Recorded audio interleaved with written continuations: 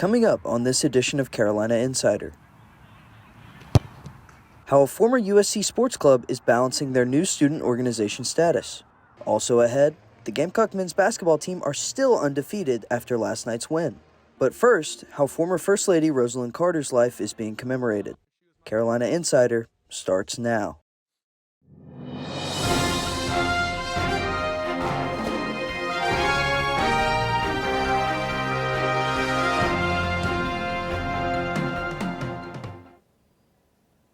Hello, and thank you for joining us. I'm Spencer Ball. Our top story, the nation is honoring the life of former First Lady Rosalynn Carter. She'll be buried today at the Carter's home in Plains, Georgia.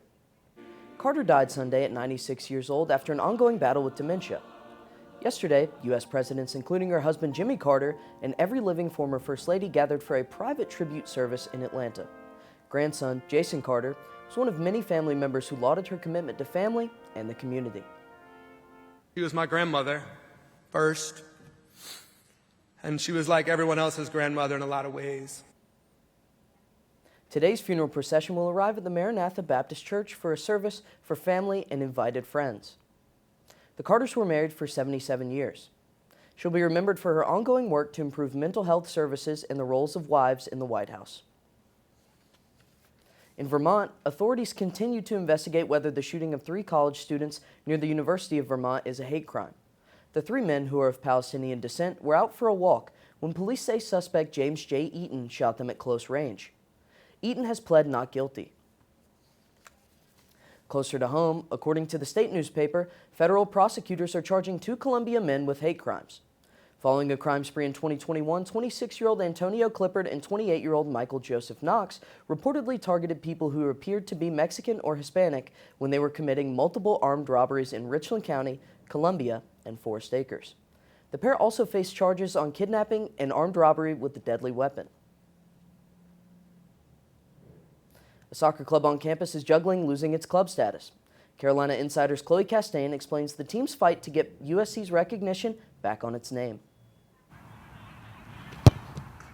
Jason Devlin was relieved to retire his cleats after running the University of South Carolina's International Football Club, until receiving a text from a teammate who was preparing for the upcoming season, saying the IFC lost its sports club status. He was trying to reach out to reserve space for tryouts, and that's when they told us that we were no longer a sports club. In July, the Office of Campus Recreation rolled out a new sports club policy, changing some sports clubs into student organizations. The IFC is one of 25 clubs booted, leaving the club to juggle finances themselves. Before the transition, they received funding from Campus Recreation and were free to use field space at no charge. But the switch to student organization means the club now pays for the pitch they play on. According to IFC Treasurer Drew Hansen, the rate to rent these fields range between $1,500 and $1,800, a price almost out of IFC bounds. It would literally double our current requirement for funds. The IFC turns to student government for funding to keep the players playing at the same price. The president of Campus Recreation's Sports Club Executive Board, Alex Morris, says this transition comes from too many sports clubs and too little funding. He says this change was needed. The reality is it's the best benefit for all, and from what we have seen from a financial and logistical standpoint, it has benefited everybody. But Devlin and the IFC disagree. So they're lacing up their cleats, shooting for sports club status once again. It's campus recreation,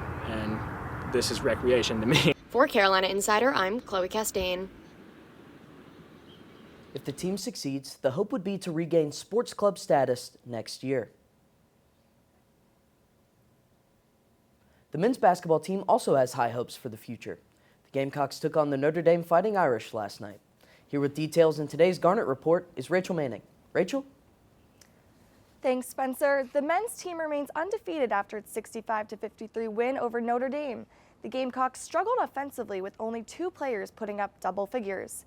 Michi Johnson led all scorers with 29 points, and BJ Mack followed with 17 points of his own. In the first year of the ACC-SEC Challenge, Colonial Life Arena saw its largest crowd of the men's basketball season. Pre-game activities included a DJ to hype up the crowd and free t-shirts for fans. Looking ahead to upcoming games, on Friday night, the Gamecocks host George Washington University at 7. Then they'll travel to the upstate to take on Clemson next Wednesday at 8 p.m. They'll wrap up their 2-game road trip at East Carolina University December 9th at noon. Meantime, the women take the court tomorrow in Chapel Hill, taking on the Tar Heels at 7 p.m. Back to you in the studio, Spencer.